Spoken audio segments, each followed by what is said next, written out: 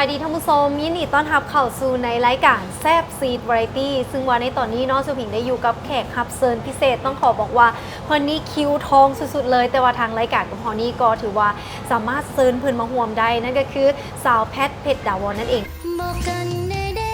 ถ้าสิแพ้น้องยิ้มอย่าเชือดนิ่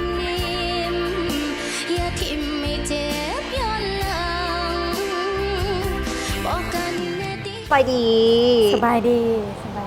นี่ถือว่าสละเวลามาห่วมในรายการของพวกเราเนาะเป็นเนาะในเน่เนาะถือว่าก่อนที่จะเริ่มเนาะมาเป็นแพทย์ทุกมือนี้แม่นไผ่เป็นคนสักส่วนแนะนำในการเข้าสู่การเข้าร่วมรายการศึกวันดนเพลงก่อนที่จะมาเป็นแพทย์เนาะก็นานนี้แพทย์ก็เป็นนักร้องทั่วไปเนาะแต่ว่าอาจจะบ่มีคนหูจักหลายแต่ตอนนี้เป็นอย่างคือมีคนใจหย่อนโค้ด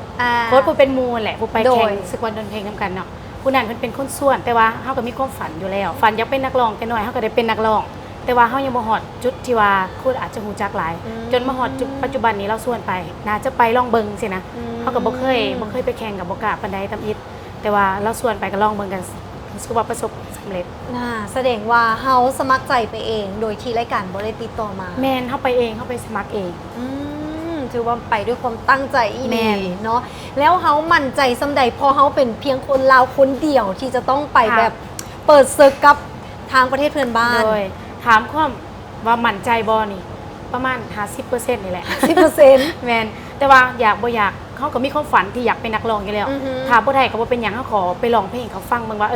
คนลาวเฮาก็ลองไปร้องเพลงไทยให้เพิ่นฟังเบิ่งถ้าบ่ได้ก็บ่เป็นหยังขอไปยืนเวทีนั้นก็เลยว่าไปตัดสินใจไปบ่คาดหวังว่าจะได้และสุดท้ายแพทย์ก็เฮ็ดได้เนาะซึ่งว่าแซมซาวเอสสมัยแม่นบ่คิดบ่ฝันเลยโดยแล้วหลังจากที่ได้มาชีวิตมีการเปลี่ยนแปลงหลังจากที่ว่าได้เป็นแชมป์21สมัยเนาะจากรายการศึกวันดนเพลงชีวิตเปลี่ยนบ่เปลี่ยนหลายเลยแบบว่าเวลาของเฮาจะแบบทุกน้อยลงแม่ส่วนตัวทุกว่าวินาทีมีค่าคือต้องเฮ็ดเวียกตะกี้ไปหลินไปเที่ยวได้สบายไปไสก็บ่มีไผอันนี้เนาะแต่เดี๋ยวนี้เฮาสิไปไสก็ต้องได้เตรียมตัวแล้วก็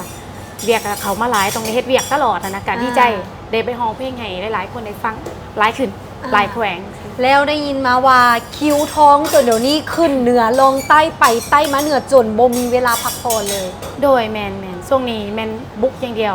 คือขอโอกาสลุยเพราะว่าทั้งพี่น้องหลายแขวงที่ได้เบิ่งก็อยากเห็นเฮาสิเนาะอยากฟังเสียงแท้อะไรไป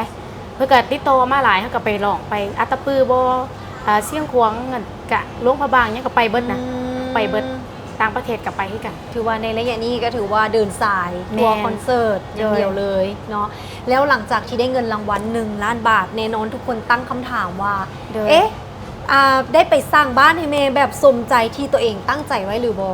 โดยแม่ล่ะตอนนี้กำลังสร้างบ้านให้แม่ถามว่าสมใจได้เฮ็ดบ่ก็สมใจที่เฮาตั้งใจอยากเฮ็ดเนาะแต่ว่าถามว่ามูลค่าเงินเฮาพอบ่อันนี้ก็อีกคำถามนึงต้องหาเพิ่มตัวนี้เพราะว่ามันของเครื่องบ้านเฮามันก็แพงอยู่แล้วเนาะแต่ตอนนี้แพทย์กำลังเฮ็ดให้แม่กำลังตั้งเสาโดยก็ถือว่าตั้งเสาในขั้นเริ่มต้นโดยแม่นแต่ว่ารูปแบบเพื่อจะออกมาเป็นแบบใดก็ต้องติดตามเบิ่งตอนต่อไปว่าสิงามหรือสิขี้ร้ายก็ต้องติดตามเนาะแล้วปัจจุบันนี้แน่นอนว่าคนกับฮู้จักเฮาหลายขึ้นแพทย์คิดว่าตัวเองดังหลายบ่ดังแฮงบ่สำหรับคิดว่าตัวเองดังหลายบ่ก็ยังบ่คิดว่าตัวเองดังเนาะเพราะว่าเฮาเป็นนักร้องก็คิดว่าเขาเห็นในโทรทัศน์ก็อยากฟังเฮาแหละแต่ถามว่าดังบ่ก็ยังบ่ฮู้ว่าดังหรือบ่นะก็ไปตามสภาพโดยแต่ที่คอนเฟิร์มได้ดังแน่นอนเนาะเพราะว่าคนทัวร์ทุกฟ้าเมืองลาวนี่ต้องรู้จักแพทอย่างแน่นอนในปัจจุบันนี้เนาะแต่ว่าในตอนนี้ถือว่าแขกรับเชิญพิเศษแน่นอนว่าเขาก็มีอาหารพิเศษที่จะให้ได้ซิมน้องกันซึ่งว่าเป็นซิมอาหารแซ่บโดยเพื่อสิมาเฮ็ดสดๆให้กินเลยเนาะซึ่งว่าเป็นเชฟจากร้านอาหารญี่ปุ่นโนมิยาสกินั่นเองเนาะซึ่งว่าหน้าตาอาหารที่เป็นตาแซ่บสำหรับเดี๋ยวเฮาสิมาเบิ่งแล้วก็ซิมไปพร้อมกันเนาะแล้วมาถามกันต่อดีกว่าว่าหลังจากที่ได้แซมเรียบร้อยแล้วเนาะแน่นอนหลายคนว่าแพทย์สิมีผลงานเพลงออกมาบ่หรือสิมีการเซ็นสัญญากับสังกัดใดบ่หลายคนก็ถามมาหลายอีหลีตัวนี้ถามว่าอัลบั้มเพลงมีล่ะบ่ตอนนี้อัลบั้มเก่าอาจจะมีอัลบั้มเก่าแมนแพทย์เฮ็ดเองคืออยากเป็นนักร้องแล้วเอาเพลงเก่ามาห้อง cover อัดเองแต่ก็บ่ได้จำหน่ายเองก็คือส่งให้ขายเพลงเพิ่นแต่ว่าเฮาก็เบิดสัญญาไปแล้วก็เป็นนักร้องอิสระตอนนี้อิสระแต่ว่าถามว่ามีอัลบั้มใหม่เกี่ยวกับรายการที่ไปแข่งบ่เฮาก็ยังตอบบ่ได้เนาะเพราะว่าเพิ่นก็ยังจะมีรายการแข่งกันอีกอยู่คือจะเป็นสงครามแชมป์ โดย แซมมากับแซมแล้วแข่งกันอีกคนหนึ่ง โดยแต่ว่าจะเป็นรูปแบบและการใหม่ของเพิ่นก็เขาก็ยังบ่ทันฮู้ว่าจะเป็นแบบใดเขาอาจจะได้ไปแข่งอีกก็เลยว่ายังบ่ฮู้ว่าจะมีอัลบั้มหรือบ่ก็อาจจะมีอนาคตเลย แหมต้องได้ติด ติด ตา ตาม ม แล้วก็ส่งกำลังใจในห้องต่อไปว่าสิสามารถ เลย คว้าเงินล้านมาได้หรือบอแพทย์อยากจะฝากอย่างถึงเป็นแฟนๆที่ติดตามแล้วก็เป็นกำลังใจให้เขาตั้งแต่มื้อที่วิทที่เขาแข่งขันเลย กาสุดท้ายก็อยากฝากถึงแฟนเพลงแล้วก็พ่อแม่พี่น้องทุกคนชาวลาวเฮาบ่ว่าอยู่ในลาวหรือต่างประเทศเนาะก็ขอบใจสำหรับกำลังใจที่ว่าส่งให้แพทย์ตอนที่ว่าแพทย์ไปแข่งจนได้เป็นแชมป์ฮอดปัจจุบันนี้แล้วก็ขอกำลังใจส่งมาอีกหลายๆเด้อเพราะว่าแพทย์ยังจะไปแข่งอีกอยู่แล้วก็ติดตามผลงานแพทย์ว่าจะออกมาเป็นแบบใดขอกำลังใจแล้วก็ให้ฮักแพทย์แบบนี้ตลอดไปเด้อ สัญญาสิมาพบกันกลับเงียบหายอยากสิถามว่ามือใดน้องอายสิมาพอเป็นหยังน้อบอกให้รอคือเงียบไปติดงานหรือติดอีหยังบ่ว่างหรือบ่มีใจคนรออายมันเหงา และหลังจากที่ได้ซิมอาหารแล้วเนาะทางรายการเฮายังมีกิฟต์วอเชอร์พิเศษเนาะแล้วก็เป็นกิฟต์เซตจากทางเลฟลอน ขอบใจเด้อ เครื่องสำอางให้ได้ไปแต่งหน้างามๆเลย ไปแอบแต่งงามๆก่อน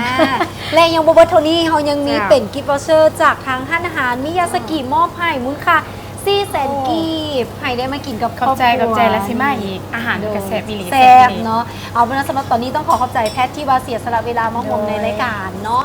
และก็สำหรับในมื้อนี้พวกเขาทั้งสองคนนี่ต้องได้ลากันไปก่อนสำหรับผู้ใดที่ว่าอยากจะส่งกำลังใจอย่าลืมส่งกำลังใจมาให้กับแพทย์ได้เนาะขอบใจแพทย์หลายๆ เด้อขอบใจหลายเด้อ และเฮาสองคนต้องได้ลากันไปก่อนนะท่านผู้ชมเนาะเดี๋ยวจะหาประทานอาหารต่อกันก่อนเนาะขอบใจหลายๆสบายดี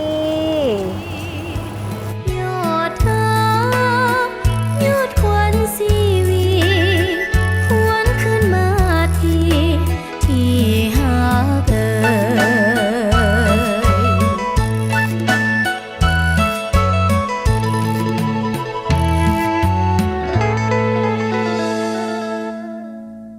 If you like the way I talk, then why am I on your mind? If we don't this whole thing up, guaranteed I can blow your mind. More color, more attitude, more impact. Revlon, live boldly.